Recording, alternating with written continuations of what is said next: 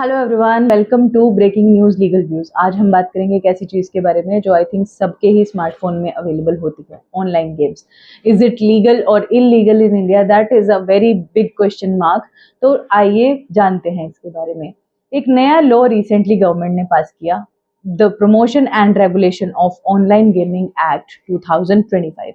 इस लॉ को break down करने से पहले हम थोड़ा सा हिस्ट्री में चले जाते हैं। हमारे देश में गेम्स को रेगुलेट करने के लिए बहुत ही पुराना लॉ अप्लाई होता था, पब्लिक गैम्बलिंग एक्ट 1867, जो ब्रिटिश एरा का लॉ था, बहुत पुराना था, कॉलोनियल एरा का था। उसमें रीसेंट अपडेट्स आती रहती थी विद टाइम, जिसमें गेम्स को दो कैटेगरीज में डिवाइड किया गया था, game of skill end game of chance. Game of skill किसी भी तरह की हो सकती है, जहां पे आप अपनी मेंटल स्किल्स अप्लाई कर रहे हो या फिर फिजिकल स्किल। कोई चेस प्लेयर हो या फिर badminton player, everyone is included in game of skills basically, जहां पे आप अपना टैलेंट और अपना हार्ड वर्क यूज कर रहे हो। Game of chance, pure luck based games, जहां पे कोई आपका टैलेंट नहीं है, सिर्फ किस्मत है, तुक्का लगा तो जीत गए और नहीं तो हार गए। उनको हमने गैम्बलिंग की कैटेगरी में भी डाला गया था।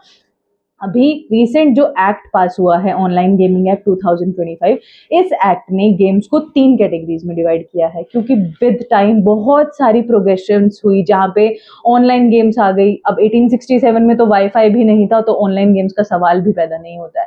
बट अभी जब से स्मार्टफोन्स ज्यादा आ चुके हैं, गेम्स ऑनलाइन हो गई है, लूडो हम ऑनलाइन खेलते हैं, तो there was a need to control all these games. तो अभी गवर्नमेंट ने जो एक्ट डिक्लेयर किया है, उसके अंतर्गत तीन कैटेगरी में गेम्स को डाला है: e sport, online social games and online money games.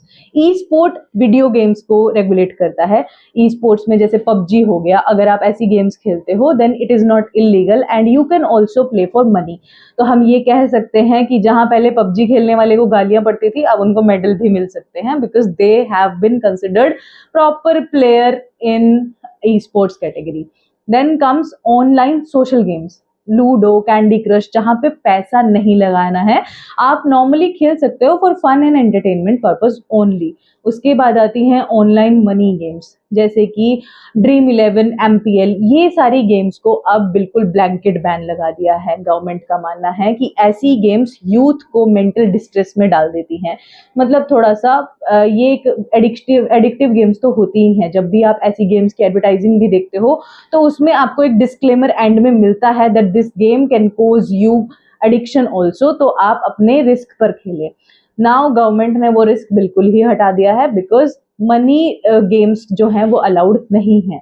तो अब इन गेम्स को खेलना और या फिर इन गेम्स को प्रमोट करना भी बेसिकली क्रिमिनल ऑफेंस डिक्लेयर कर दिया है। तो अगर आप ऑनलाइन गेम्स खेलते हो, इन गेम्स में पैसा लगाते हो, मनी गेम्स में, और इनकी एडवर्टाइज करते हो, तो it is a criminal offence in India.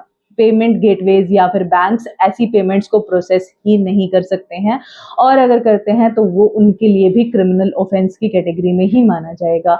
ऐसे एक्ट को, इस एक्ट के अगेंस्ट जाने पे आपको 3 साल तक की पनिशमेंट, जेल हो सकती है, और 1 करोड़ तक का फाइन भी लग सकता है। पता चले आप करोड़पति बनने चले थे और जेल की हवा खा रहे हो। तो नाउ अब आप सोचोगे कि इंटेंट क्या था, मतलब कि इस एक्ट का पर्पस क्या था। क्लियर कट पर्पस है to prevent the youth from getting distressed and financial losses को आपको इतनी अर्ली स्टेज पे फेस ना करना पड़े, क्योंकि यूजुअली ऐसी गेम्स को यूथ ही प्ले कर रहे थे। ड्रीम 11 और एमपीएल जैसी कंपनीज ने अब बिल्कुल फ्री टू प्ले का बोर्ड लगा दिया है, कहाँ तो वहां पे सिर्फ पैसे लगा के ही आप गेम्स खेल सकते थे।